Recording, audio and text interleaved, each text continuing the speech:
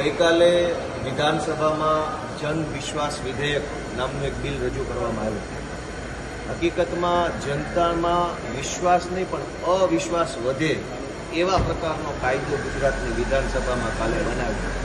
મેં એનો ભરપૂર વિરોધ કર્યો કે ગુજરાતની વિધાનસભામાં આવા કાયદા ન બનવા જોઈએ, પરંતુ બહુમતી છે ભાજપની એટલે એણે મન ફાવે એવા કાયદા બન્યા. કાયદો એવો છે કે ગુજરાતના સહકારી વિભાગમાં એટલે કે સહકારી મંડળી, દૂધ મંડળી, ખાંડ મંડળી, મત્સ્યોદ્યોગ મંડળી, ખેતી મંડળી, અમૂલ સંઘ, સહકારી કોઈ પણ ક્ષેત્રમાં કોઈ માણસ ખોટા ડોક્યુમેન્ટ આધારે, ખોટી જાહેરાત આધારે, ખોટી સહી આધારે, ખોટા કોઈ પણ પ્રકારના પુરાવા આધારે એમાં સભાસદ બની જાય, ડિરેક્ટર બની જાય, ચેરમેન બની જાય તો એને હવે જેલની સજા નહીં કરવામાં આવે પણ 5,000 રૂપિયાના દંડની સજા કરવામાં આવશે.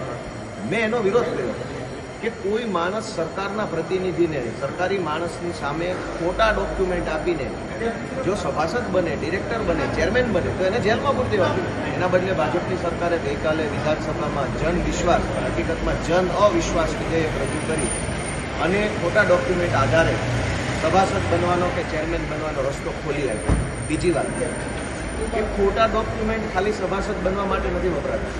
ખેડૂતના નામે લોન લઈ લેવામાં પણ ખોટા ડોક્યુમેન્ટ વપરાય. ખોટા ડોક્યુમેન્ટમાં માત્ર કાગળ નહીં, ખેડૂતની ખોટી સહી કરવી, ખેડૂતનું ખોટું ખાતું ખોલાવવું બેંકમાં, ખેડૂતનો ખોટાનો ઉપયોગ કરવો, આ બધું પણ ખોટી પ્રોસેસ છે.